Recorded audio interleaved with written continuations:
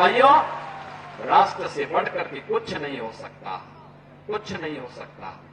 और राष्ट्र तब सशक्त होगा जब हम एक रहेंगे, नेक रहेंगे, तभी नेक रहेंगे। बटेंगे तो कटेंगे। आप देख रहे हैं ना, बांग्लादेश में देख रहे हो ना, तो वो गलतियां यहां नहीं होनी चाहिए। बटेंगे तो कटेंगे, एक रहेंगे तो नेक रहेंगे, सुरक्षित रहे। मैं एक बार फिर से राष्ट्रवीर दुर्गादास राठौर जी के श्री चरणों में कोटि कोटि नमन करते हुए आज उनकी भव्य प्रतिमा यहां पे लगी है।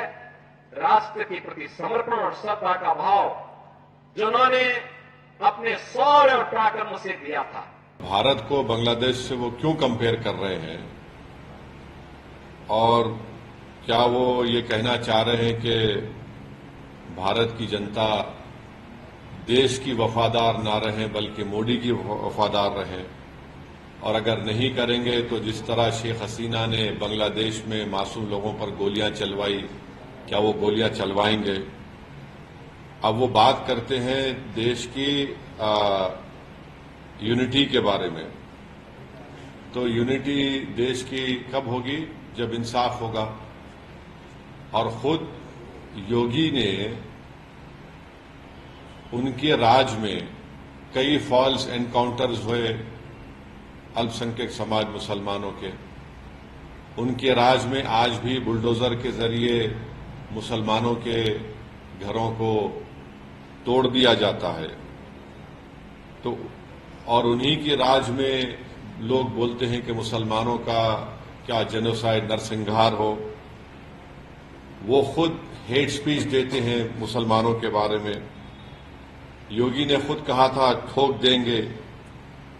तो जब वो खुद इस तरह की बातें करते हैं और देश की अखंडता और यूनिटी की बात जब वो करते हैं, तो उनके मुंह से जब इतने सब अनाप शनाप बातें निकलती हैं, तो फिर वो तो कुछ और ही बात कर रहे हैं।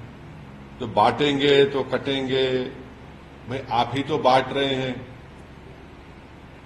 कौन बांट रहा है? आप ही तो बांट रहे हैं। आप ही ने कहा था कि इस बाई इलेक्शन जो होने जा रहे हैं उसमें मुसलमान और यादव ऑफिसर्स नहीं होना चाहिए।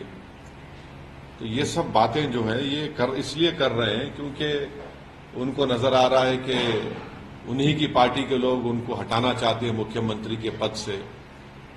तो शायद वो बीजेपी को कह रहे हैं कि बटेंगे तो कटेंगे। तो ये इनका इनसिक्योरिटी है, उनकी अनपॉपुलैरिटी है उत्तर प्रदेश में। और फिर वो भूल गए कि जब देश की अखंडता की बात कर रहे हैं तो जो डिफेंस की जमीन थी उन्होंने इंडस्ट्रियलिस्ट को दे दिया वहां पर। तो ये सब इनका रिकॉर्ड रहा है।